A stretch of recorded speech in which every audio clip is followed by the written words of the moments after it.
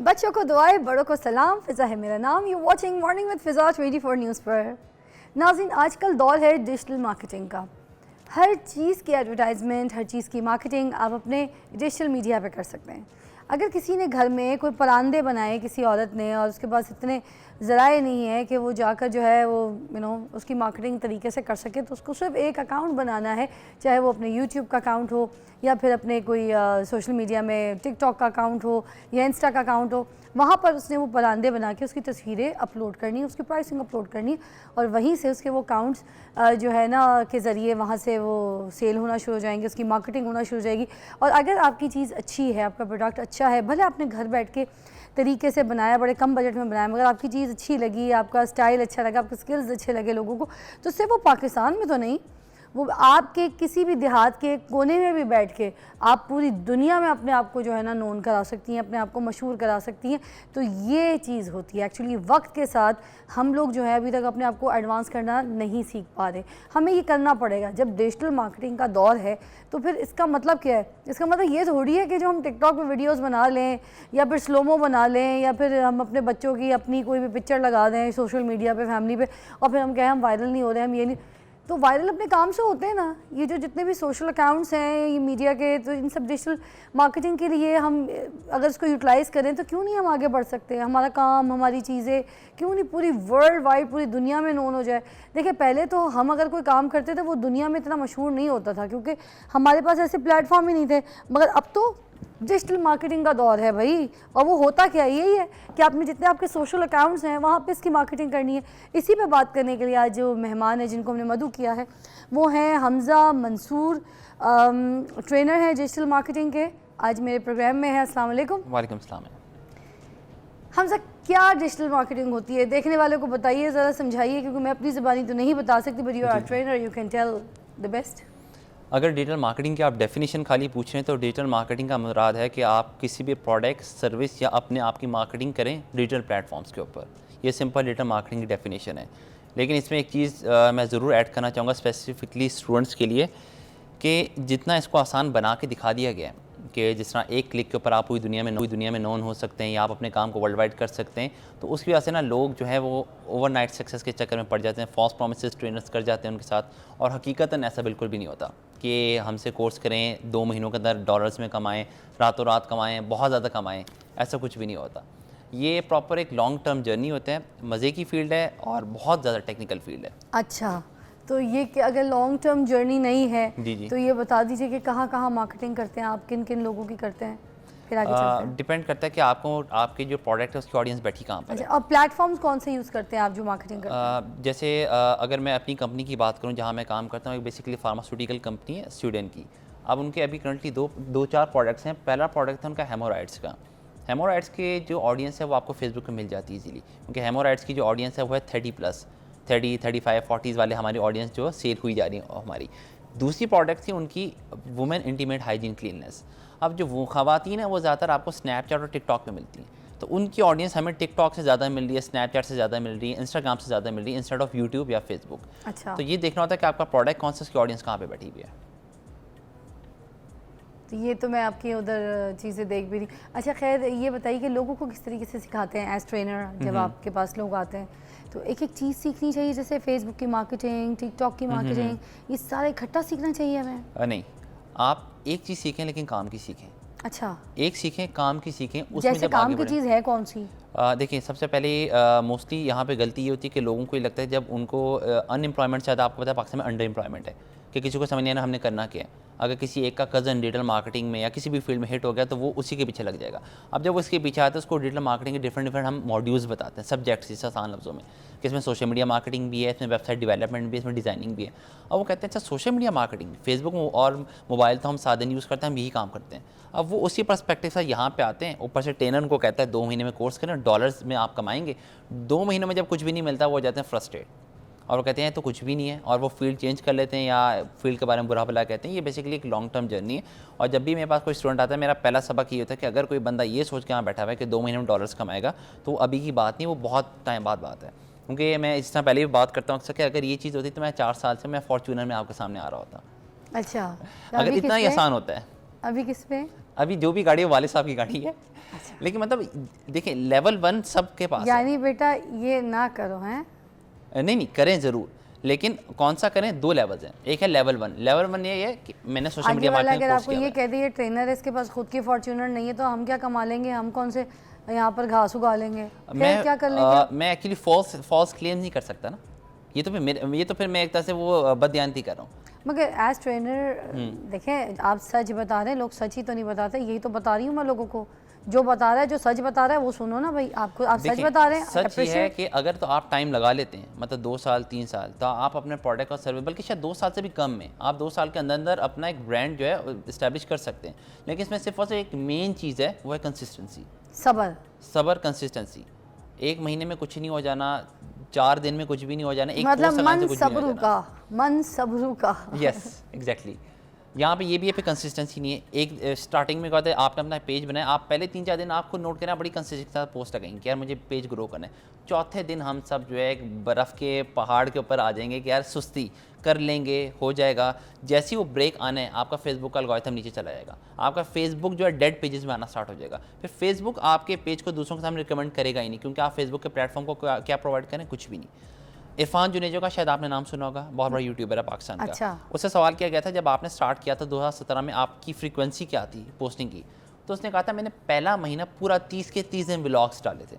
अच्छा। फिर दूसरे महीने मैंने एक दिन छोड़कर ऑल्टरनेटिव डेज के ऊपर व्लॉग्स डाले थे। ठीक है। तो जितना भी प्लेटफॉर्म है, चाहे यूट्यूब है, आपका टिकटॉक है, आपका फेसबुक है, इसके ऊपर कम से कम पहले 2 से 3 महीने कंसिस्टेंसी ना तो छोड़ें। आपको लगता है ये जितने भी यूट्यूबर्स हैं, जो बाकी लोग हैं जिनके कहानियाँ दुकान चमक गई हैं, वो बाकियों को सही बताते होंगे?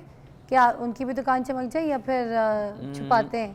जो टेक्निक्स हैं, जो ट्रिक्स हैं, मैं एक्चुअली इतना किसी trainer they give training that way. मैं अगर यूट्यूबर्स की बात करूँ ना, तो Yeah. उसमें मैं इरफान जुनैद अकरम को इसी प्रेफरेंस देता हूँ, क्योंकि मैंने जब भी इनके व्लॉग सुने, ये लोगों को एजुकेट कर रहे हैं। अच्छी बात है। Instead of doing all this dance ढमक्का या आओ मेरे घर में क्या आज मैंगो पार्टी है, कुछ भी, क्या मतलब ये चीज़ की बजाय कुछ ना कुछ सिखा रहे हैं वो, और एक अच्छी चीज़ सिखा रहे हैं। कि मतलब इन्फ्लुएंसर क्या होता है कि आप सोसाइटी में इन्फ्लुएंस डालें अपना, और वो इन्फ्लुएंस डाल रहे हैं।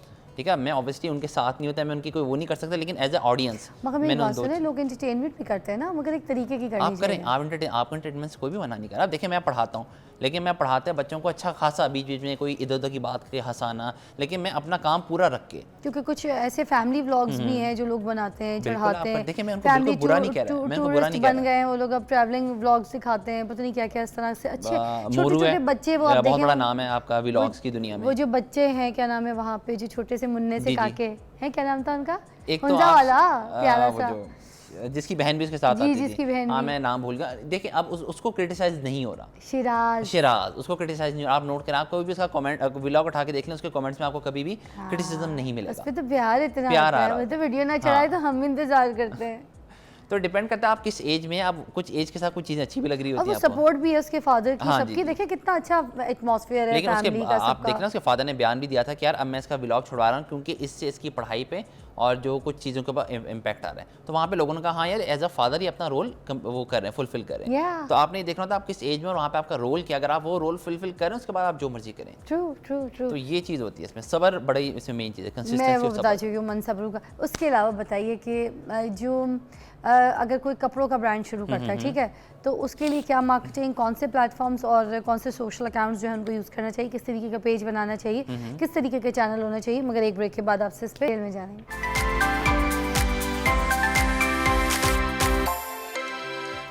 Welcome back, you watching morning with Fiza. Hamza हमारे साथ मौजूद हैं, डिजिटल मार्केटिंग ट्रेनर, और आपको बता रहे हैं यहाँ पर किस तरीके से आप अपने पेज को, अकाउंट्स को जो है वो यूज़ कर सकते हैं डिजिटल मार्केटिंग के लिए। मैं सवाल ये करना चाह रही थी कि अगर कोई अपना कपड़ों का ब्रांड खोलता है घर बैठ के, तो उसके लिए क्या प्लेटफॉर्म होगा, कौन से ऐसे अकाउंट्स हैं जिनके ज़रिए वो डिजिटल मार्केटिंग ईजिली कर सकते हैं, अपने ब्रांड को प्रमोट कर सकते हैं?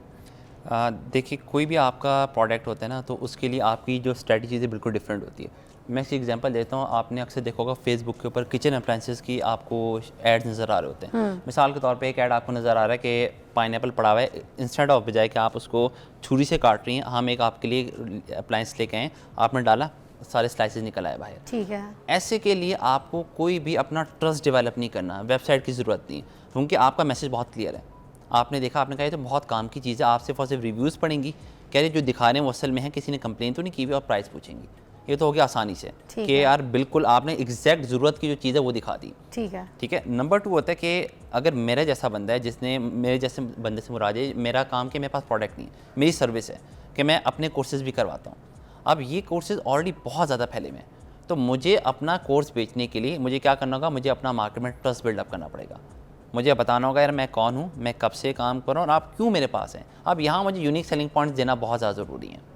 तो ये डिपेंड करता है। इसी तरह जैसे हमारी जो कंपनी है उसमें जब हमने हेमोराइड्स की एक दवाई निकाली जो कि स्वीडन से तैयारशुदा है, तो हमारे पास सिर्फ ये एक चीज़ नहीं थी कि यार वो 700 की दवाई दे रहे हैं, हम 400 की दवाई दे रहे हैं। हमारे unique selling points with clinical reports मौजूद हैं, जिसके ऊपर हमने खेलना स्टार्ट किया ऑथेंटिकेशंस के साथ। इंडिकेशंस के साथ। तो मतलब कहने का मकसद ये है कि आपका जो भी प्रोडक्ट होता है वो सिर्फ, जैसे कल मेरे पास स्टूडेंट है, उसने कहा कि सर मैं ऑर्गेनिक स्पाइसेस बेच रहा हूँ, बाकी लोग 700 के बेच रहे हैं, मैं 350 का बेच रहा हूँ और मुझे फिर भी लोग मैसेज करके मुझसे खरीद नहीं रहे। क्यों? यही तो वजह है कि आपको क्यों लगता है कि सिर्फ आपने ये एक प्रोडक्ट निकाला, मार्केट में 400 का मिला, आप 150 का देंगे तो मैं आपसे क्यों लूँगा। मुझे अपनी पहचान बनानी है, क्योंकि मुझे कुछ ना कुछ बताना है कि आप जो 400 वाला ले रहे हैं, मिसाल के तौर पे 2 महीने बाद यहाँ पे उसके क्रैक आ जाता है या फेंट होना स्टार्ट हो जाता है, कुछ होता है, इसकी गारंटी है 200 रुपये का भी अगर आपको हुआ तो हम आपको हमें रिटर्न कर हमसे नया फ्री ऑफ कॉस्ट लेके जाएँ। कुछ ना कुछ आप दें कि आप ट्रस्ट डेवलप कर सकें। सिर्फ और सिर्फ प्राइस के ऊपर आप चीज़ों को नहीं बेच सकते। अच्छा, और ये मतलब प्रूवन बात मैं आपको बता रहा हूँ। एक एग्जांपल सपोज चले मैं कोई ब्रांड बनाती हूँ घड़ियों का, ठीक है, सॉरी किसका? सपोज मैं कोई घड़ी का ब्रांड ठीक बना है, रही ओके, हूँ। ओके। अब मैं क्या करूँ, मैं आवाम की आवाज़ बन के आपसे पूछना चाह रही हूँ, कोई भी ब्रांड जैसे घड़ी का ही ले लें आप, ठीक हो गया। अब मैं क्या करूँगी? आपने घड़ी का एक ब्रांड खोलिया, ठीक है। अब आपने सबसे पहले ये देखना है कि घड़ियों का मेल, अगर आप चले, हम इसको कहते हैं यूनिसेक्स है आपका, मेल फीमेल दोनों के लिए, ठीक है। अब आपने सबसे पहले ये देखना है कि मार्केट में प्राइस कितनी है, मार्केट रेंज कितनी। सबसे पहला काम होता है आपका टारगेट ऑडियंस करना। आप कभी भी ये नहीं कह सकते कि मेरा जो प्रोडक्ट है वो सबके लिए, चाहे वो DHA में रहता हो या आप कोई भी एक एरिया अंदरून शहर या कोई बहुत ही एक आप लोअर मिडिल क्लास कह लें, कि सबके, ऐसा नहीं हो सकता। आपकी ऑडियंस हमेशा डिफाइन होती है। आपने उस डिफाइन ऑडियंस वाले फिर ब्रांड्स के पास जाके देखने कि वो लोग कितने में आपको एक वो ये वाली घड़ी या प्रोडक्ट कितने में दे रहे हैं, फिर उनकी सर्विस क्या है। नंबर 3 सबसे इंपॉर्टेंट, आफ्टर बाइंग सर्विस क्या दे रहे हो, कि एक दफ़ा आपने ख़रीद ली, क्या उसके बाद वो किसी चीज़ का जिम्मा ले रहे हैं या नहीं ले रहे। उससे हर चीज़ आपने एक स्टेप ऊपर रख के देनी है, प्राइस थोड़ी सी कम और बाकी सर्विस हर लिहाज से एक या दो स्टेप ऊपर रख के देनी है। तब आप मार्केट में पेनिट्रेट कर सकते हैं कि ठीक है, अगर आपका वो 6 महीने की गारंटी दे रहे हैं, मैं 1 साल की देता हूँ। 1 साल में अगर आपका कोई भी स्ट्रैप भी निकल आता है, कोई इसका इवन इसका धागा भी निकल आता है ना, तो फिर आप मेरे पास हैं, आपका स्ट्रैप में नया ओरिजिनल ब्रांडेड डाल के दूंगा आपको फ्री ऑफ कॉस्ट। तो कोई ना कोई मुझे चीज़ अलग से रखनी है कि लोगों के लिए अट्रैक्शन बने, वो चीज़ बने। और नंबर 3 की मेरी जो क्वालिटी है उसमें कम्प्रोमाइज़ नहीं होना चाहिए बिल्कुल। अच्छा, क्वालिटी तो रखनी है, हाँ, अच्छी ऐसी obviously, बात है, हाँ। तभी तो फिर वर्ड ऑफ माउथ से भी आपकी काफ़ी चीज़ें जो है वो बहुत ज़्यादा, सेल हो बहुत जाती हैं, ज़्यादा। क्योंकि कमेंट्स अच्छे आते हैं जी, फिर जी, आपको, है ना। exactly। अच्छा, इसके अलावा जो अगर पेड एड्स लगाते हैं किसी प्रोडक्ट के सोशल मीडिया पे, अगर इंस्टा पे लगा रहे हैं, तो क्या उसके चार्जेस हो जाते हैं, कितने दिन के एड्स होते हैं, क्या चीज़ें होती हैं? अच्छा, ये एड्स के लिहाज से मैं एक और बात थोड़ी और सी क्या ऐड ये करना काम चाहूँगा। के हैं, एड्स लगाना चाहिए या नहीं? काम के तब है अगर आपको लगाना आता हो। आपका यूट्यूब भरा पड़ा है। देखिए, मैंने आपको पहले भी कहा था कि डिजिटल मार्केटर्स आपके पाकिस्तान में भरे पड़े हैं, लेकिन जो सैचुरेशन है वो लेवल 1 पे है। अच्छा। लेवल 1 से मुराद ये कि मैं आपको कहता हूँ कि मिस, मैंने सोशल मीडिया मार्केटिंग का कोर्स किया हुआ है, मैंने फेसबुक पेज भी बनाया हुआ है, मैंने इंस्टाग्राम पेज भी बनाया हुआ है और मैं ऐड चला लूँगा, मुझे ऐड चला लूँगा। ये है लेवल 1। लेवल 2 है कि जो इसके बाद स्टार्ट होता है, ऐड चलाने के बाद क्या क्या प्रॉब्लम्स आती हैं, आप ट्रबल शूट्स आपको डील करना आते हैं, आप गारंटी देते हैं कि आप ऐड चलाएंगे तो आपको सेल्स आएगी ही आएगी। आप गारंटी देते हैं कि आप जिस कैटेगरी के लिए ऐड चला रहे हैं उस कैटेगरी को आप रीच कर पाएंगे या नहीं कर पाएंगे।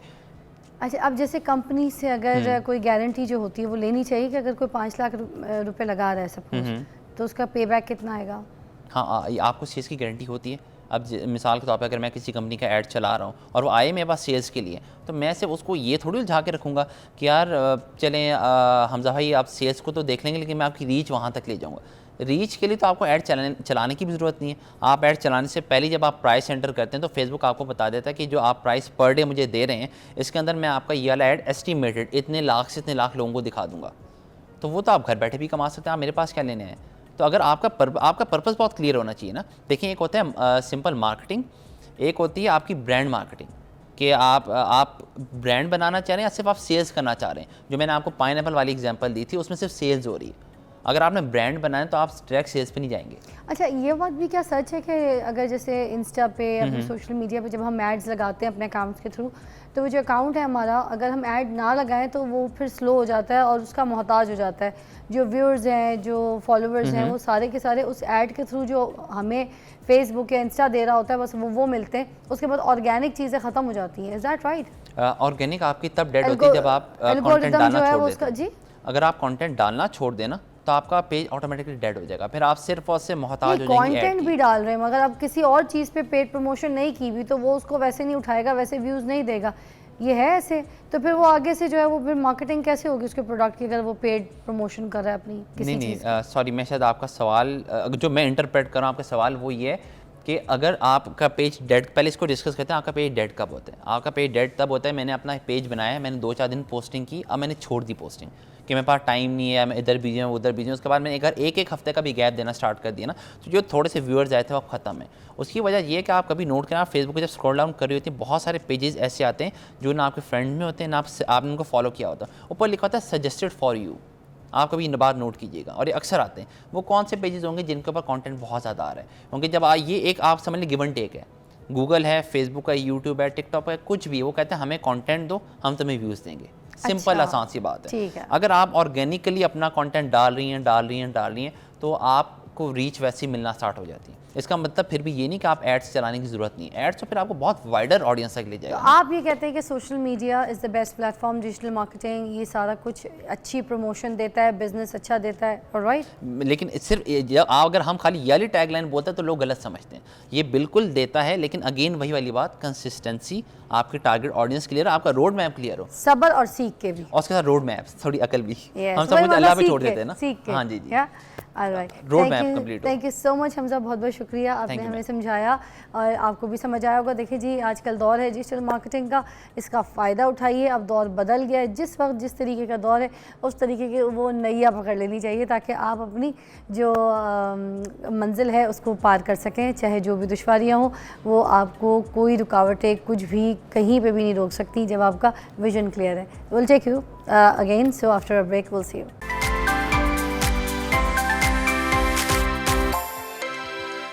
Welcome back, you watching morning with Fiza. नाज़रीन, हम आज बात करेंगे कि घर पे बैठ के ख़वातीन अपना बिज़नेस कैसे स्टार्ट कर सकती हैं, बिज़नेस काम कैसे कर सकती हैं। अच्छा, मैं आपको बताऊं, मतलब आप घर बैठ के बिज़नेस वुमेन कैसे बन सकती हैं। मेरे शो से सिर्फ यही कोशिश होती है कि आप जो घर बैठ के काम करना चाहती हैं या घर से बाहर निकल के काम करना चाहती हैं, ये जिस तरीके से भी आप एक बिज़नेस वुमेन बनना चाहती हैं, कोई भी कारोबार स्टार्ट करके, तो वो आप कैसे कर सकती हैं। कोई ना कोई ऐसे जो आइडियाज़ हैं वो हम जनरेट करें, वो आप तक पहुँचाएँ और आपको हम मोटिवेट करें कि आप बाहर निकलें, काम करें और आपकी सोच को हम वसी करें और आपको ऐसे ऐसे आइडियाज़ दें जिससे आप फौरी तौर पे कोई ना कोई बिज़नेस जो है अपना स्टार्ट करें और अपने पैरों पे खड़ी हो जाए। तो उसी हिसाब से अभी जो मेहमान जिनको मैंने यहाँ पे मदऊ किया है वो ज़बरदस्त हैं इसी काम के लिए, ताकि आपको यहाँ पर गाइड कर सकें। आमना रंधावा हमारे साथ हैं, बिज़नेस वुमेन है, और how women can start a business, establish business women बन सकती हैं, इस पे बात करने के लिए उनको दावत दी है। अस्सलाम वालेकुम आमना, कैसी हैं? अस्सलाम वालेकुम, आई एम गुड, आप कैसी हैं? ग्रेट, शुक्र अल्हम्दुलिल्लाह। मुझे ये बताइएगा कि जो औरत है उसके पास कौन कौन से आइडियाज़ हैं, क्या क्या काम कर सकती है, कैसे बिज़नेस वुमेन्स बन सकती हैं, ये सारी मेरी बहनें ज़रा थोड़ा सा आइडिया एलैबोरेट कीजिएगा। अच्छा, फ़िज़ा उसमें ऐसे है कि ख़वातीन को मुझे नहीं लगता कि they need to come up with some idea, उनको हम सेग्रीगेट नहीं कर सकते, उनको हम किसी कूजे में बंद नहीं कर सकते, ठीक है। Female is like full of ideas और उनके पास अपॉर्चुनिटीज़ और फ्लेयर इतना है, जैसे जो फ़ीमेल ब्रेन है वो एट अ टाइम 10 डिफरेंट फ्लेयर्स पे काम कर सकते हैं रादर देन मेल, अगर हम मर्द से कंपेयर करें तो। आपको लगता है हमारे पाकिस्तान की जो औरत है उसके पास अपॉर्चुनिटी ज़्यादा है कंपेयर टू द मेन? बहुत ज़्यादा है। देखिए, अपॉर्चुनिटीज़ तो आपने खुद फाइंड करनी होती है, from where are you, like you want to start from, ठीक है। अब आप अगर ये कहे कि कुछ भी आपको प्लेट में रख के मिल जाएगा, वो कहीं पे भी नहीं होता। You need to work. अगर आप एम्बिशियस हैं, अगर आप रियली कुछ करना चाहती हैं अपनी लाइफ में, देन आपके पास अपॉर्चुनिटीज़ ही अपॉर्चुनिटीज़ हैं। जैसे वो रेड कार वाली थ्योरी है ना, अगर अपॉर्चुनिटीज़ ढूंढेंगी तो मिलेंगी। और उसमें यह है कि बिज़नेस स्टार्ट करना इतनी कोई बिग डील नहीं है जितनी हमारे माशरे में बनाई हुई है, या जितनी ख़वातीन ये सोचती हैं when they can cook when they can bring up a child, वो उसकी तालीम, तरबियत, सारा कुछ हमारे यहाँ घर से ही होता है। हमारे यहाँ तो डे केयर्स के वो कॉन्सेप्ट्स इतने पॉपुलर नहीं हैं। You being a working lady, you are dealing with your daughter also, सब काम हो रहे हैं। I am having my kids, हम बच्चे भी देखते हैं, घर भी देखते हैं, तो हम बिज़नेस क्यों नहीं कर सकते? हम टीचर बन सकती हैं, राइट जो हमें एक बताया हुआ है, हम डॉक्टर बन सकती हैं, बट आई डोंट नो कि हम क्यों नहीं बिज़नेस पे काम कर सकते हैं डिफरेंट फ्लेयर्स पे, जिस पे मेल भी काम कर रहे हैं। तो बहुत सारी अपॉर्चुनिटीज़ हैं, भरी पड़ी हैं। बस उसमें यह है कि फ़ीमेल्स को ये पहले जानने की ज़रूरत है कि उनका कंट्रीब्यूशन अभी कंट्री में कितना ज़रूरी है। ऐसा तो नहीं कि कॉन्फिडेंस लेवल की कमी है? नहीं, ऐसे नहीं है। देखिए, स्टेप आउट ही वो करती हैं जिनके पास, जो कॉन्फिडेंट हैं, जो करना चाहती हैं लाइफ में। हमें जस्ट उनको उनका स्पार्क को इग्नाइट करने की ज़रूरत है। अदरवाइज तो they are very much confident माशाल्लाह। जो घर में रह के कॉन्फिडेंट है, जो कॉन्फिडेंटली अपने बच्चों को डील कर सकती हैं, इन लॉज को, हस्बैंड को, they can do work as well, there is no excuse. फिर यहाँ पर इस तरफ आते हैं कि बताइएगा कि जो आज की ख़वातीन है वो अपना कारोबार कैसे स्टार्ट कर सकती है, थोड़ा सा यहाँ से बताइएगा। अच्छा, अभी उसमें ये है कि जैसे ऑनलाइन अपॉर्चुनिटीज़ बहुत ज़्यादा हैं हमारे पास। ऑनलाइन इतने सारे प्लेटफॉर्म्स हैं कि आप अपनी स्किल को देखते हुए या अपना इंटरेस्ट देखते हुए आप उस पर दे सकते हैं। I want mention any apps, बहुत सारी ऐप्स हैं, बहुत सारे सॉफ्टवेयर्स हैं जिन पे आप बैठ के काम कर सकते हैं, फ्रीलांस काम कर सकते हैं। और बहुत सारी ऐसी डिग्रीज़ और कोर्सेज स्टार्ट हो गए हैं जो कि इन 10 ईयर्स में भी यहाँ पे बहुत पॉपुलर होंगे। जैसे अगर आप घर पे बैठ के क्लाइंट्स को ऑनलाइन सेलिंग, वो डाटा प्रोवाइड कर सकते हैं। आप उनकी फ्रीलांसिंग में उनकी प्रोडक्ट हंटिंग करके उनको दे सकते हैं। आप प्रोडक्ट डिफ़ाइन करें और then you can be a tool जो मार्केट करें, ठीक है। आप घर से बैठ के you can be manager also. Like if somebody wants, कोई कंपनी वांट्स के उनको उनकी सारा स्केड्यूल करना है, उनकी मीटिंग्स, ऑनलाइन स्केड्यूल्स, एवरीथिंग आप घर से भी बैठ के कर सकते हैं। बट ऑफ कोर्स जैसे आप अगर कुकिंग करते हैं फॉर एग्जांपल, या सोते हैं, आप उसके लिए टाइम निकालते हैं ना, द सेम वे आपको इसके लिए भी टाइम निकालना है if you want to work. आप ये नहीं कह सकते कि मैं सोती भी रहूं और मैं चिल आउट भी करूं और मैं काम भी होता जाए और बैंक बैलेंस भी बढ़ता जाए, ऐसा नहीं होता। You have to come out, आपको कंफर्ट लेवल से या अपने स्केड्यूल में वो स्लॉट्स ऐड करनी पड़ेगी। अच्छा, अल्लाह बख्शे अम्मी की मेरी बात थी वो, क्योंकि हम बिज़नेस के ऊपर बात करें तो ख़ासी औरतों के लिए, वैसे मर्दों के लिए भी सुन लीजिए, बड़े काम की बात है। कान में रहेगी तो दिमाग में रहेगी, बाहर ना निकालिएगा दूसरे कान से। अल्लाह बख्शे मेरी अम्मी कहती थी कि अमीर इंसान वही है जो अपने पैसे को इन्वेस्ट करता है, और गरीब और अमीर का अगर फ़र्क देखना है तो वो यही है कि अमीर अपना पैसा इन्वेस्ट कर रहा है, जो गरीब है वो अपना पैसा सेव कर रहा है बैंकों में, तिजोरियों में। तो अब आपको फ़र्क समझ आ गया होगा। तो जिसने पैसा इन्वेस्ट करना है उसने बिज़नेस करना है, ठीक है, और उसका बिज़नेस जब करना है तो वो बिज़नेस बढ़ना है, ट्रिपल ऑल दैट। बट जिसने पैसा रखा है उसका जितना, जिस करेंसी में उसने रखा है, जिस लिमिट में रखा है, उसका उसी लिमिट में वहीं पड़ा रहना है, उसका कोई काम नहीं है, ठीक है। लार्स हो के तो वो नोट पड़े रहेंगे, आपके बैंक में पड़े हैं, तिजोरियों में पड़े हो। तो investment is actually a key to success and start business. ऐसे ही है, ऐसे ही है। और इसमें अभी फिज़ा हमारी नीड ऑफ द टाइम, हमारी औरत जेवर बना लेगी, हमारी औरत मेकअप में इतना खर्चा कर लेगी, इतने ब्रांड्स खरीद लेगी, मगर इन्वेस्टमेंट नहीं करेगी, कोई काम नहीं करेगी, बिजनेस नहीं करेगी। और अभी देखें, अगर हम कंप्लेन करते हैं कंट्री वाइज, अगर हम देखें बिज़नेस कम्युनिटी में या हमारे अपने जो मुल्क के हालात हैं, हमें उसमें फ़ीमेल्स को पॉजिटिव रोल करना ही पड़ेगा। अगर आप अपने ये रोल को जितना आप समझती हैं, घर में घरदारी में आपका इम्पॉर्टेंट रोल है, ऐसे ही आपकी कुछ responsibilities towards nation, towards country भी हैं। मेरा आज का शो करने का मकसद ये है कि आज की घर की औरत जो है वो बाहर निकले, काम करे, बिजनेस करे। अच्छा, मुझे बताइएगा कि ख़वातीन अपना कारोबार शुरू करने से पहले मार्केट की तहकीक कैसे कर सकती है? अच्छा, उसमें ये है कि अगेन मैं यही कहूँगी कि मार्केट में इतने सारे टूल्स हैं। आपको अगर there is a will there is a way, right. अगर आपको मार्केट अपनी स्ट्रेटजी करनी है, आपको एनालिस्ट भी मिल जाते हैं मार्केट से, आपको फ्रीलांसर्स भी मिल जाते हैं, even you can step out. आप 5 से 6 उस जो ऑलरेडी एग्जिस्टिंग बिजनेस लीडर्स हैं, जिस बिज़नेस से या जिस फील्ड में आप जाना चाह रही हैं, लेट्स से आप टेक्सटाइल में जाना, तो फाइंड आउट के टेक्सटाइल के लीडर्स कौन से हैं, उनकी आप हिस्ट्री देखिए, उनकी अगर आप उनकी स्ट्रगल देखेंगे तो आप कहेंगे कि अभी के तो हालात बहुत ईजी हैं। मेरी बहुत सारी फ्रेंड्स हैं जो टेक्सटाइल इंडस्ट्री में हैं, who are running there well known very माशाल्लाह एस्टेब्लिश बिजनेसेस, जो ओवरसीज़ भी लेके जा रही हैं, गल्फ़ में लेके जा रही हैं, दे आर डूइंग दैट। लेकिन अगर जैसे मेरा फीमेल सेक्टर में हमारी माशाल्लाह से सारी ख़वातीन बिज़नेस कर रही हैं, and let me tell you बहुत डिफरेंट फ्लेयर है। कोई कॉयल मलाइया से मंगवा रही है, कोई पेट्रोलियम में है, कोई होटल इंडस्ट्री में है, कोई एजुकेशनिस्ट हैं।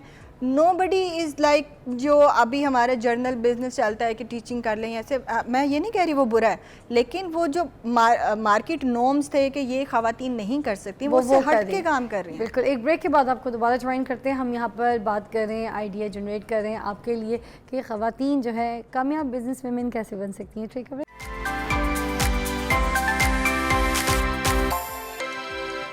Welcome back to watching morning with Fiza. और हमारे साथ यहाँ पर ज़बरदस्त आमना बैठी हैं और वो बता रही हैं, कामयाब बिज़नेस वुमेन हैं, कि आप जो है अपना बिज़नेस कैसे स्टार्ट कर सकती हैं। देखें, ख़वातीन कोयले बेच रही हैं, मलेशिया से मंगवा कर केमिकल्स बेच रही हैं, ठीक है, और भी बहुत से ऐसे नए नए काम जो कभी सुनने को नहीं मिले वो सारे काम कर रही हैं।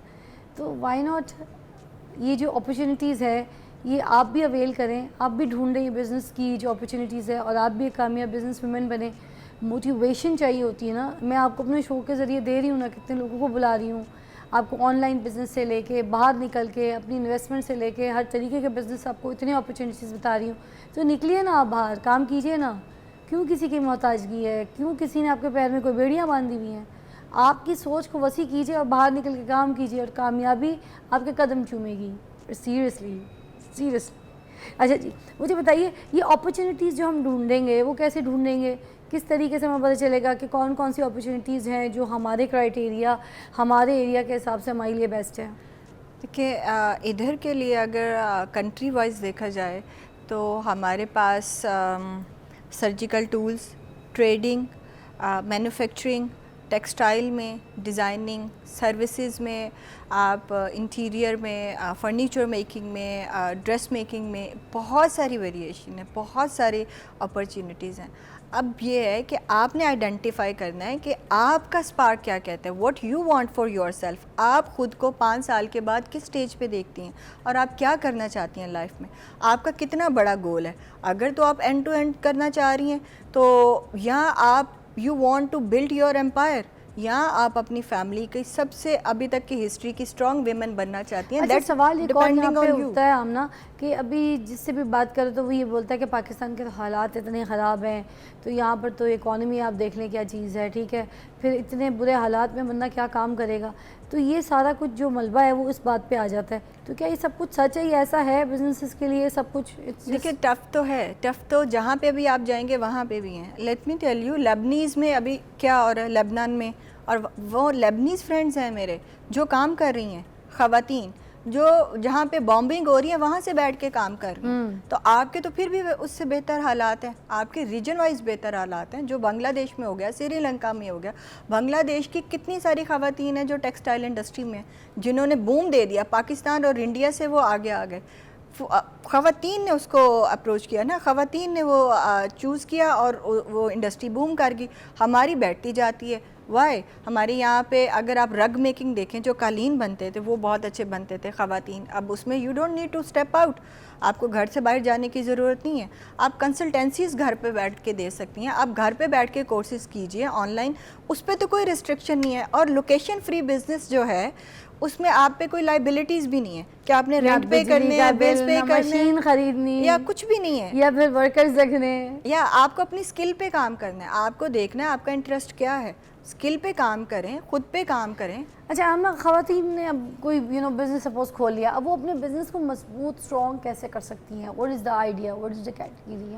देखिए, उसके लिए ये है कि when you start up a business, तो हमारा ये होता है कि फ़र्स्ट ईयर आपने, अगर आप अपने बिज़नेस को 100 आवर्स दे देते हैं तो आपका बिज़नेस माशाल्लाह से बहुत पॉसिबिलिटी है 70 to 80% आप सक्सेसफुल होंगे if you give your 100 quality hours to your business. अगर आप वो दिन में 3 घंटे निकाल लें, दिन के 12 घंटे निकाल लें, once you will achieve that, आप उसको सक्सेसफुल कर सकते हैं। और सक्सेसफुल करने के लिए फिर आपको अपने स्टैंडर्ड्स, अपनी पॉलिसीज़ पे काम करना पड़ेगा, वो डिफ़ाइन करने पड़ेंगे। आपको अपनी कंपनी का विज़न डिफ़ाइन करना पड़ेगा कि आप क्या चाहते हैं, और आपका कंपनी का जो आप जिस पे काम कर रहे हैं, then you need to build up a good team with the same vision जो आप चाहती हैं। आप अपनी टीम को बताइए कि हम ये चाहते हैं, मैं 10 साल में ये देखती हूँ कि यहाँ पे बिज़नेस हो जाए, हमारी इतनी फ्रेंचाइजीज़ हो जाए, मैं अब्रॉड जाना चाहती हूँ, मैं यूरोपियन मार्केट टच करना चाहती हूँ। अपने बिगर गोल्स रखिए, फिर अचीव करने के लिए build up your team, build up your policies, अपना विजन डिफ़ाइन कीजिए, अपनी एंड टू एंड टास्क और अपने जो भी क्वार्टर और एनुअल जो भी टास्क हैं उनको अचीव करने के लिए अपनी टीम को साथ लीजिए और उसके लिए काम कीजिए। थैंक यू सो मच आमना, बहुत बहुत शुक्रिया Thank आपकी you so तशरीफ़ very आवरी का। और आप एक मिसाल हैं, रोल मॉडल हैं उन सारी औरतों के लिए जो Thank बिज़नेस you. करना चाहती हैं, कामयाब बिज़नेस वुमेन बनना चाहती हैं। तो I wish you best of luck, मज़ीद आप और कामयाबी हासिल करें। और जो कामयाब है, जिसको रिश्ते मिल गए, उसका मुझे लगता है कि ये गोल है, उसको तो हुक्म है कि वो आने वाले जितने भी और लोग हैं उनको ऐसे रास्ते दिखाए कि वो भी कामयाब हो सके, चाहे उसका वो भाई हो, चाहे उसकी बहन हो, चाहे ये हमारे देखने वाले हैं। ऐसे ही है, क्योंकि ये भी हमारे भाई बहन हैं, हमारे प्यारे हैं। चलिए जी, हम आपको मिलते हैं एक ब्रेक के बाद। आई होप आपको आज हमारे इस शो से बहुत सारे बिज़नेस के आइडियाज़ जो है वो जनरेट हो गए होंगे। हमने आपको ऑनलाइन बिज़नेस के बारे में भी बता दिया, डिजिटल मार्केटिंग का, और साथ साथ हमने ये औरतों की अपॉर्चुनिटीज़ के बारे में भी बताया कि किस तरीके से आपने अपने बिज़नेस को स्टार्ट करना और कैसे उसको प्रमोट करना है। एक ब्रेक के बाद आपको मिलते हैं, देखते रहिए मॉर्निंग विद फिज़ा।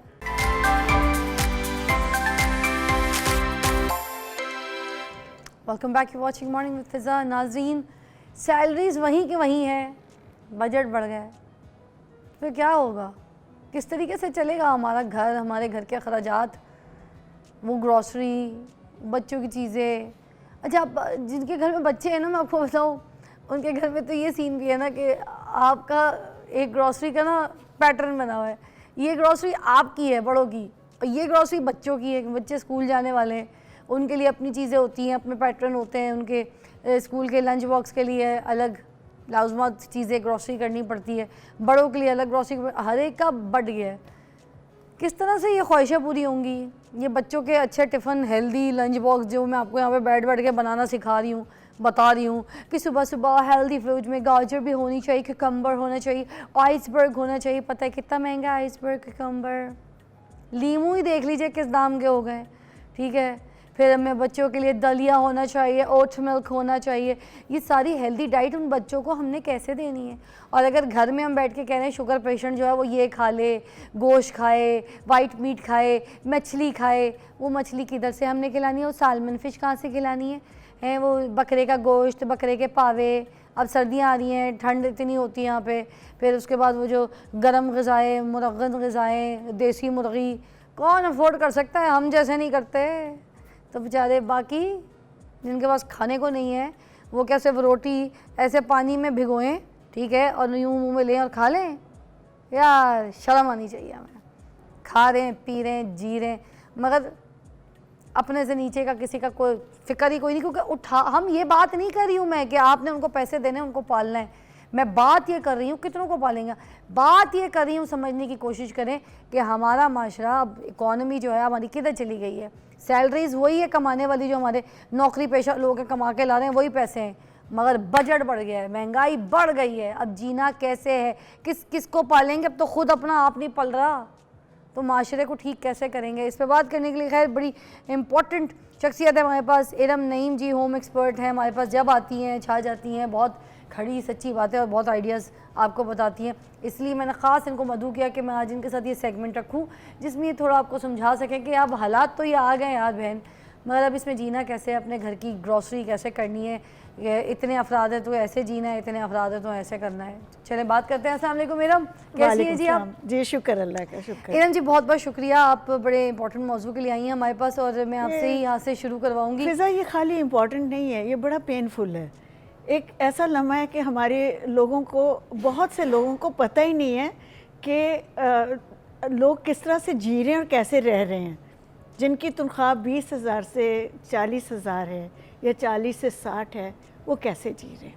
खुद सोचें अब, यही तो ये बात है। मैंने इसलिए आपको मदऊ किया था कि आप आज वो सारे आइडियाज़ हमें बता सकें, जी, क्योंकि बिल्कुल। होम एक्सपर्ट हैं आप। आप हमें थोड़ा सा रहना जीना सिखा सकती हैं, हम उस प्रैक्टिस में अपने आप को बिल्कुल। एडजस्ट कर लेंगे। तो अब बताएं, जो अब एक इंसान ग्रोसरी के लिए निकलता है, अब घर पे रहने वाले अफराद, मियाँ बीवी बच्चे, दैट्स इट, जी। ठीक है, 4 लोगों की फैमिली है।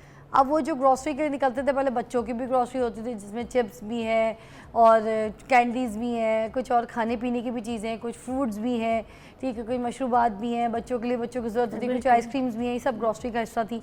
और उसके अलावा जो बड़ों की ग्रोसरी है उसमें सब आटा, चावल, दाल, चीनी, सब्जियां, फ्रूट, गोश्त, मुर्ग, सब कुछ हो गया। अब इन सारी चीज़ों को हमने कैसे बैलेंस करना है, किस तरीके से करनी है ग्रोसरी, प्लीज़ थोड़ा बताइए। आप ग्रोसरी की बात करती हैं, अगर हम पहले अपने बजट तरतीब देने की बात करनी शुरू करें तो उसमें सबसे पहले हमारे यूटिलिटी बिल्स आते हैं, जिसमें बिजली, पानी, गैस, जब हम उनको वो बहुत ज़रूरी देने हैं।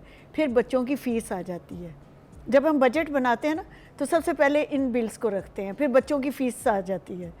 आप खाने की बात करते हैं, बच्चों की फ़ीस देनी मुश्किल होती है ना, बच्चों को लंच बॉक्स क्या देना है वो तो सेकेंडरी, वो तो दूसरी बात होती है, लेकिन हमने फ़ीस कैसे देनी। फिर तीसरी बात आती है ये घर के खाने पीने की मतलब बजट आप की। 3 प्रायोरिटीज बना रही हैं बॉक्सेस, Exactly. जिसमें एक आपने कह दिया बच्चों की फीस हो गई, Utility, बिल्स हो bills हो गए, गए, और उसके बाद तीसरी हो गई ये यूटिलिटी जो हमने घर पे मतलब राशन वगैरह जो लाना है, ग्रोसरी मेन करनी है, मेन ग्रोसरी जो राशन। करनी है। अब उनमें मेन फिर कौन से आइटम्स? एक खाना ज़रूर रखना पड़ता है बचत का, चाहे आप उसमें 500 डाल लें, 1000 डाल लें। देखिए आपने अपने हेल्थ के लिए भी, और कभी बीमार हो जाते हैं, जिस तरह तेज़ी से अब बीमारियां आती हैं, वायरस तो आते वायरस हैं, आते हैं, तो उसके लिए हम जब डॉक्टर पर जाते हैं वो हमें प्रिस्क्रिप्शन भी इतनी महंगी, तो एक बचत का वो भी कॉलम रखना पड़ता है। कॉलम ही नहीं रखना पड़ता, वो तो रखनी पड़ती चल है। रहा है, 10 किस्म के तो प्रॉब्लम्स हैं। इसके लिए सबसे पहले तो मैं कहूँगी दरख्वास्त हमारी ये है गवर्नमेंट से भी कि जो हमारी बिजली का बिल है उसे लिमिटेड करें। जो आम इंसान है, छोटा एरिया है, उसको कम बिजली का बिल का करें। देखें हमने पाकिस्तान में हुआ क्या है कि कॉटेज इंडस्ट्री बिल्कुल ख़त्म हो गई है। पहले औरतें घरों में बैठ के काम करती थी, मर्दों का साथ देती थी, अब नहीं दे सकती, अब घरों में जाके काम करना। अब देखिए अब फ़कीर कितने हो गए, मांगने पे आ गए लोग। मांगना नहीं सिखाना हमने कॉटेज इंडस्ट्री देनी है। सबसे पहले ये बात होनी चाहिए कि कोई चीज़ दें हम घरों में, बन सकता है। देखिए एक आदमी जूते बनाने की फैक्ट्री लगाता है, जो बिजली के बिल से डर जाता है, अब उसे तो कुछ करे ना, उसके लिए बेहतरी करे, उसको कम कीमत पे बिजली दें। अब हमारी बेसिक देखें, घर में बिजली के लिए फ्रिज है, लाइट्स हैं और पंखे हैं, उनका ही अगर 12,000 बिल आ रहा है तो गरीब आदमी क्या करेगा। उसके बाद हम ले आते हैं बच्चों की फ़ीस।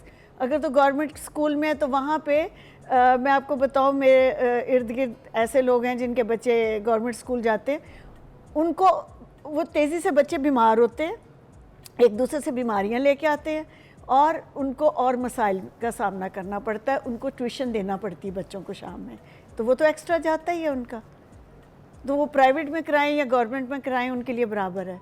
तीसरा ख़र्चा जब आप घरेलू चिप्स और बच्चों की बात करती हैं, ये तो एक ख्वाब हो गया। ये तो हमारी जनरेशन के बाद, हमारे बच्चों के बाद जो बच्चे आएंगे उनके लिए एक ख्वाब होगा कि हमारे माँ बाप ऐसा लंच बॉक्स स्कूल लेके जाते थे। मैं एक पिछले प्रोग्राम में आपको बताया था कि रात की रोटी बची हुई, उसको अगर सुबह दूध में पका के बच्चों को दे तो हेल्दी है। हमें इस चीज़ पे आना होगा। हमें अपने घर में माँओं को अपने ऐसे कुकिंग स्किल्स लेकर आनी पड़ेंगी जिनसे हेल्दी फूड बच्चों को दे सकें, घर से जनरेट करें, ठीक है। घर से बनाएं। सूखी हुई रोटियों का मैं आपको बताती हूँ, जैसे ये नान हमारे अक्सर आते हैं, इनको आप काट के फ्राई कर लें तो ऊपर गरम मसाला और वो चाट का मसाला डालें, बड़े अच्छे चिप्स बन जाते हैं। अच्छा, तो एग्जैक्टली ये चीज़ें सीखना पड़ेंगी ना, अब ये सिखानी पड़ेंगी, हमें बताना पड़ेगा कि पुराने डबल रोटी के पीसेस को हम किस तरह से फ्राई करें। पुरानी डब रोटी मतलब जो डेट जो एक एक्सपायर दिन होती है, नहीं, जैसे 2 दिन पुरानी फ्रिज में पड़ी है, 3 दिन पुरानी पड़ी है, थोड़ी सी कड़क सी हो जाती है, कड़क हो जाती है, उसको आप दोबारा से फ्राई करके दूध में डाल दें तो आपके बड़ा अच्छा सा कस्टर्ड भी बन जाता है। तो अब हमें इन चीज़ों पे आना पड़ेगा, ना कि वो ग्रॉसरी जो हम चिप्स पैकेट्स ला के, अब देखें चिप्स पैकेट खोलें तो वो बिल्कुल थोड़े से होते हैं, 4 या 5 होते हैं, बच्चे उठा के साइड पे करते कहते ये क्या हमें ला के दिया। वाकई तो आप घर से बना के दें। आलू के सस्ते मौसम में आप आलू के चिप्स बना के बच्चों को दें। इसी तरह जो नाश्ता बच्चों को देना है वो पराठे, अचार जो पहले ज़माने का होता था, हम वापस उधर ही जाएंगे, वो बच्चों को देना पड़ेगा, वो अच्छा, सिखाना अब तो पड़ेगा। फिर अब खाना। ग्रॉसरी में कितना चेंज आया है रम जी, ये जी, बताइए बिल्कुल। ना कितना चेंज आया। अब जैसे अब मेरी बहनें जाएँ ग्रॉसरी लेने के लिए, कोई ऐसे आइडियाज़, कोई ऐसी टिप्स इनको ज़रूर बताएं कि किस तरीके से वो अपनी ग्रॉसरी में थोड़ी सी कम बजट वाली बच्चों को चीज़ें ना लाएं सिखाना और किस पड़ेगा तरह से वो फिज़ा। प्राइसिंग देखें। हाँ, बच्चों को सिखाना पड़ेगा, इन्हें समझाना पड़ेगा। हर जगह पे जैसे हम यूरोप की बाहर बात करते हैं, वो लोग अपने बच्चों को सिखाते हैं, बताते हैं कि क्या चीज़ आपके लिए, सेहत के लिए अच्छी है, क्या लेनी है, क्या हम अफोर्ड कर सकते हैं। हम दूसरों को देख के या टीवी के प्रोग्राम्स या टीवी के ऊपर चलते हुए एड्स देख के अपने बच्चों को खाना नहीं दे सकते। वो चीज़ें हम बच्चों को नहीं, लॉलीपॉप्स या वो वाली क्वालिटी की चीज़ नहीं जैसे दे गोश्त सकते। वगैरह चीज़ें तो घर की ग्रॉसरी में आनी है, इसके लिए क्या कर सकती हैं तो बहनें? इसके लिए देखिए हमें मैनेज करना पड़ेगा कि हफ्ते में एक दफ़ा जो चिकन है उसको, मतलब जैसे एक स्टोरी होती थी कि एक चिकन से उसने पहले चिकन कैसे बनाया, फिर उसके कबाब बनाए, फिर कोफ्ते बनाए, फिर उसने किस तरह से उसको मिन्स मीट पे ले गए। तो इस तरह से करना पड़ेगा हमें अब। लेकिन देखिए गोश्त खाना भी ज़रूरी है, चिकन भी ज़रूरी है हमारी हेल्थ के लिए। अभी एक आपको मैं बताऊं, फुटबॉल टीम के लोग आए बच्चे सेलेक्ट करने के लिए। वो लाहौर से और पंजाब से बच्चे ले जा नहीं सके क्योंकि उन बच्चों में इतनी एनर्जी नहीं थी। आयरन डेफिशिएंसी जी नहीं, टोटल एनर्जी नहीं थी, वो उस तरह भाग नहीं सकते थे, उनको भागना और चलना नहीं आ रहा था। ये तो भी ये आप देखिए अब कहाँ कहाँ हम अपने अवाम को, कौम को हम सिखाने पहुँचेंगे। और ये है बात, इसी पे बात करते हैं, ज़रा एक ब्रेक ले लेते हैं, हाँ फिर उसके बाद इसी टॉपिक पे बात करते हैं। See you after break.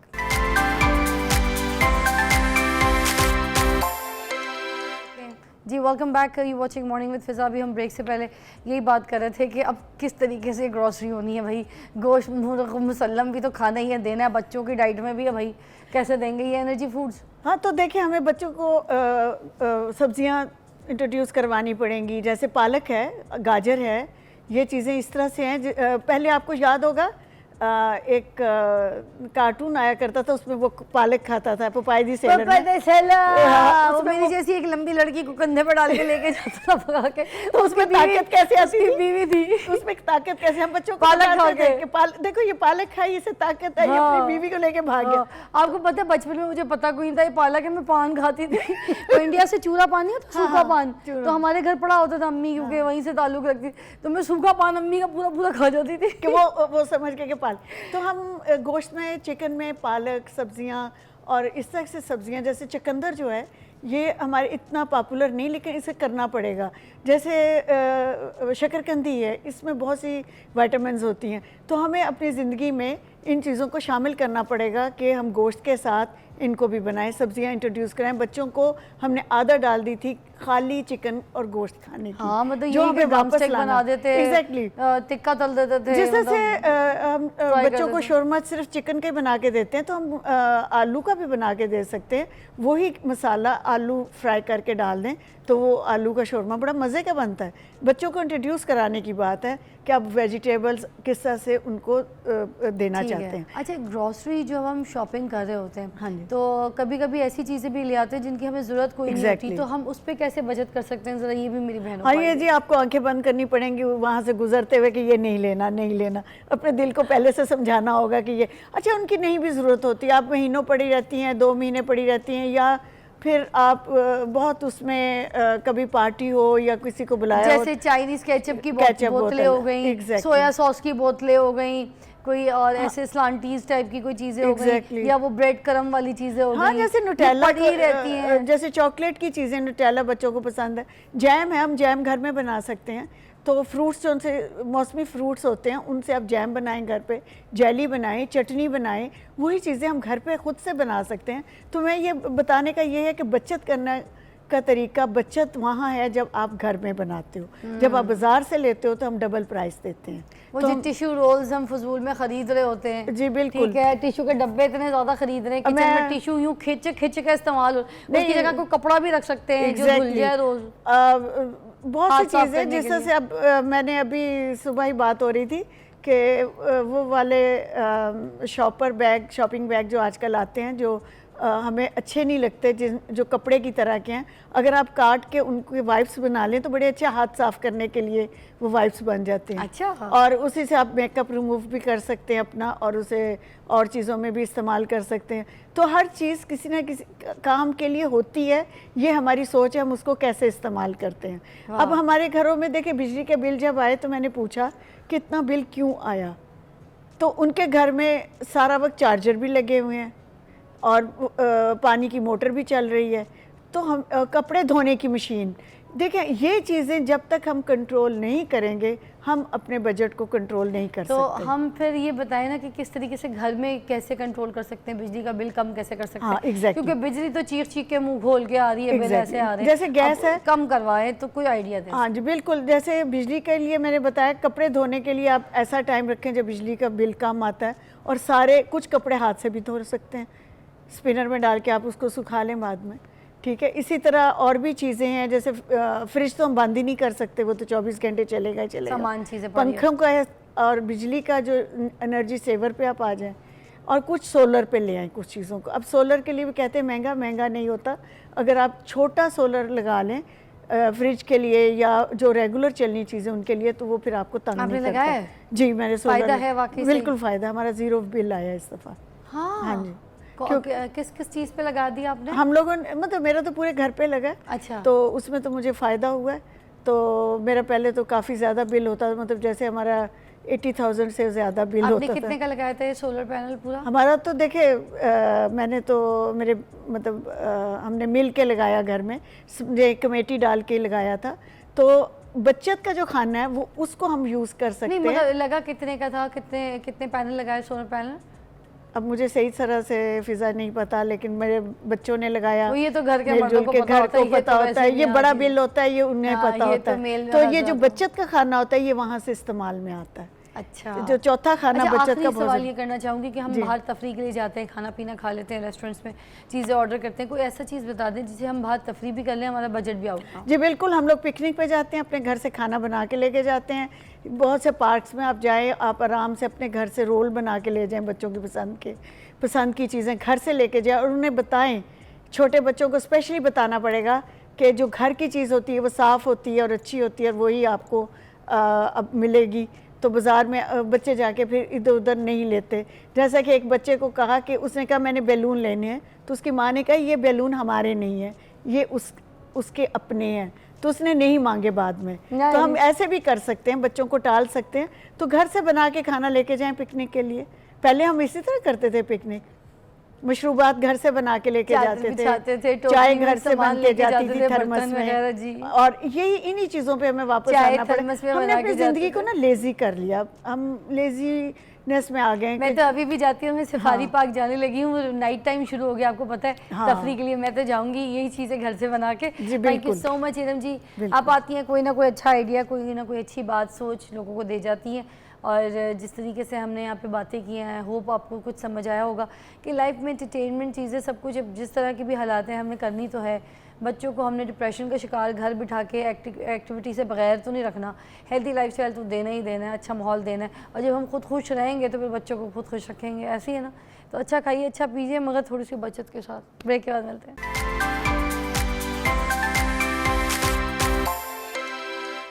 Welcome back, you watching morning with Fiza. और हम अभी यहाँ पर आपको ये बताना मुनासिब समझेंगे कि अगर आप घर बनाना चाहते हैं और अगर आप ख्वाब देख रहे हैं कोई खूबसूरत घर बनाने की, तो आपने घर कैसे बनाना है, उसके आइडियाज़ जो हम आपको यहाँ पर देंगे कि कितने बजट में, कितने पैसे में आप अपना ख़ुद का घर बना सकते हैं।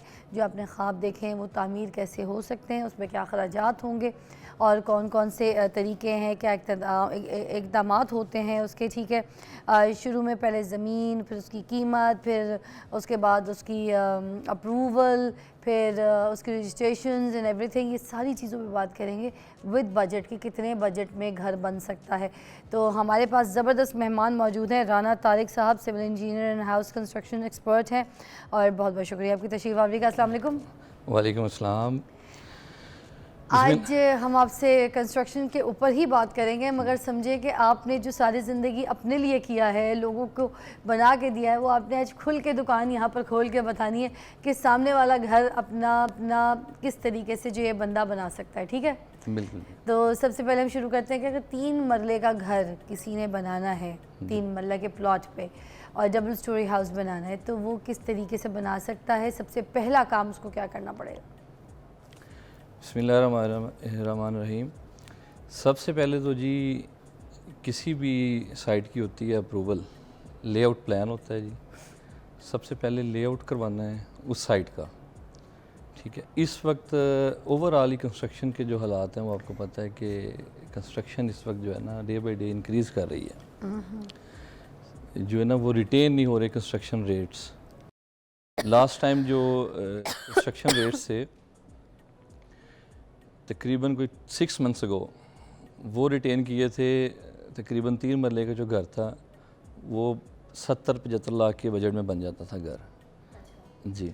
आजकल की जो कंस्ट्रक्शन है लाहौर सिटी की, इस वक्त लाहौर में जो कंस्ट्रक्शन बजट है वो यही वेरी कर गया है 85 लाख 90 तक इस वक्त। 3 मरले के बारे में बता रहे 3 मरले के बारे में बता रहे, जिसमें आपकी मतलब एवरेज लैंड भी अच्छे प्लॉट की अगर बात करें तो अच्छा प्लॉट जो है वो आपको पता है कि लाहौर में कुछ चंद एक सोसाइटीज़ हैं, निजी सोसाइटीज़ जो हैं उनमें सबसे पहले तो DHA आ जाता है नंबर 1। DHA है। ऑब्वियसली DHA में छोटी कटिंग ज़्यादा है नहीं ऐसे, तो उसमें 5 मरला का अगर घर बनाना चाहें तो वो आपकी कंस्ट्रक्शन से हट के आपका प्लॉट है, ठीक है। फिर उसके जो डॉक्यूमेंट्स हैं, लवाजमात हैं सारे, वो आपने पूरे करने हैं।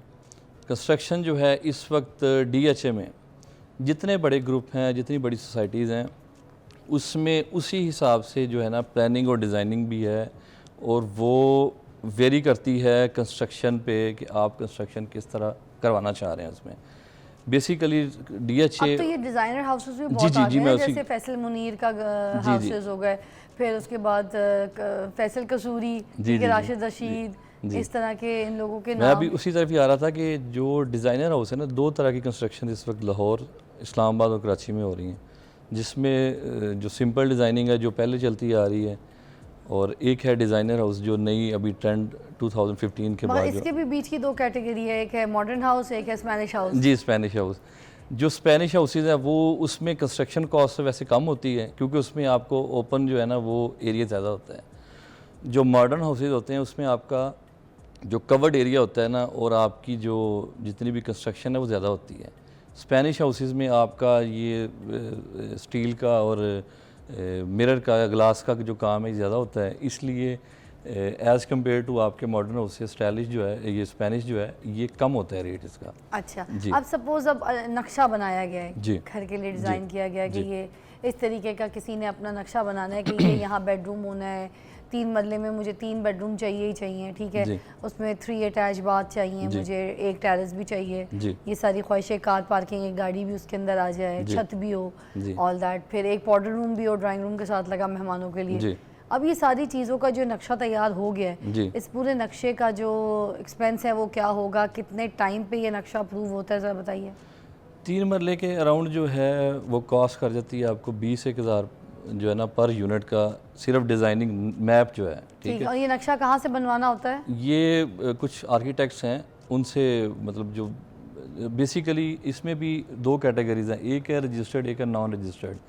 तो हमेशा जिस तरह का मतलब आप जो चीज़ चाह रहे हैं तो आप रजिस्टर्ड को ही प्रेफरेंस मैं दूंगा, क्योंकि बीइंग एन इंजीनियर मैं इस चीज़ को नहीं जो तो है ना, नॉन रजिस्टर्ड क्या कर देगा, एक बता नॉन देना। रजिस्टर्ड क्या है जी, नॉन रजिस्टर्ड के पास इसकी अप्रूवल नहीं होगी, वो आपका स्ट्रक्चर जो है ना वो इकोनॉमिकल नहीं कर सकता।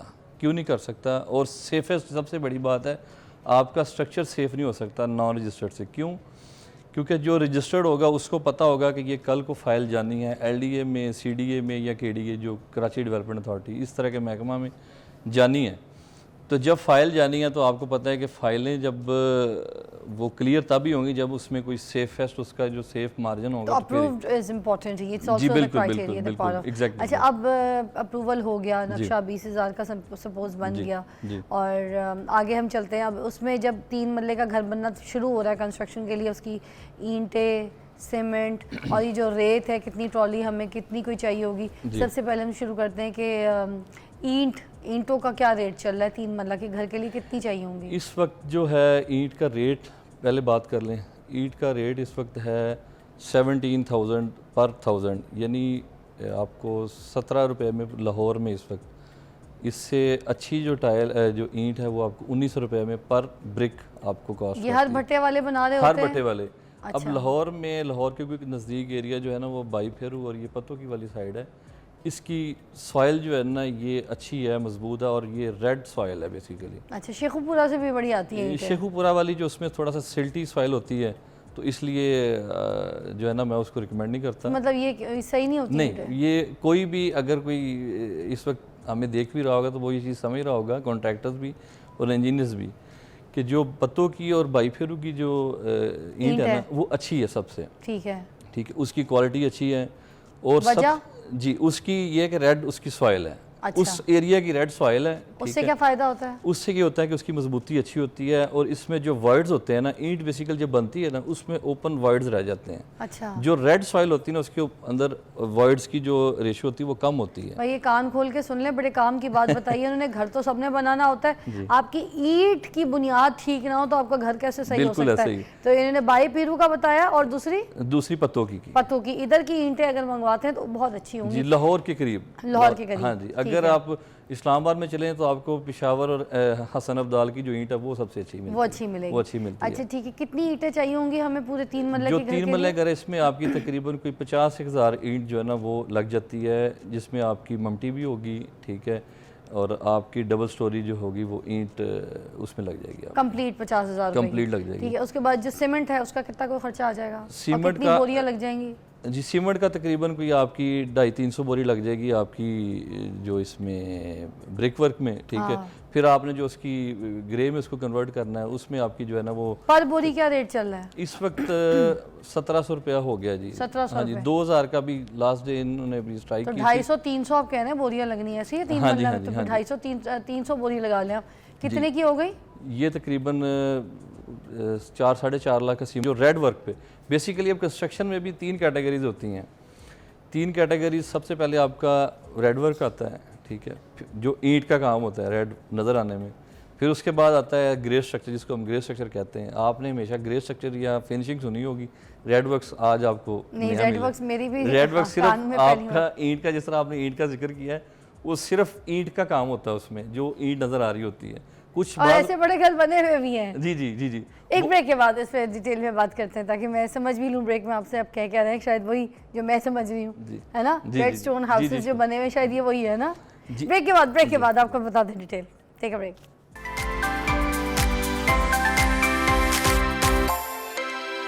Welcome back to watching morning with Fiza. और हम आपको बता रहे हैं कि आपका घर कितने में बन सकता है, कितने खर्चे में बन सकता है, और क्या क्या आपकी चीज़ें जो इंपॉर्टेंट हैं वो ज़रूरी है घर बनाने के लिए। आप बता रहे थे कि रेड ईंटों का जो घर है वो बन गया, उसके बाद जो मरहला होता है वो सीमेंट का होता है। उस सीमेंट से पहले जो घर होता है उसे कहते हैं ये? जी, वो बेसिकली वर्क्स है। वर्क्स की 3 कैटेगरीज हैं, ग्रे स्ट्रक्चर और रेड वर्क्स, उसके बाद ग्रे स्ट्रक्चर, फिर आपका फिनिशिंग वर्क्स, ठीक है। जो रेड वर्क्स हमारा कंप्लीट हो गया, देन हम विल मूव ग्रे स्ट्रक्चर, ठीक, सीमेंट का जो काम होगा। फिर उसके बाद विल मूव फिनिशिंग वर्क, जो भी उसका हमने करवाना है फिनिशिंग। ठीक, इसमें रेत बजरी वगैरह कितनी कोई चाहिए होती है?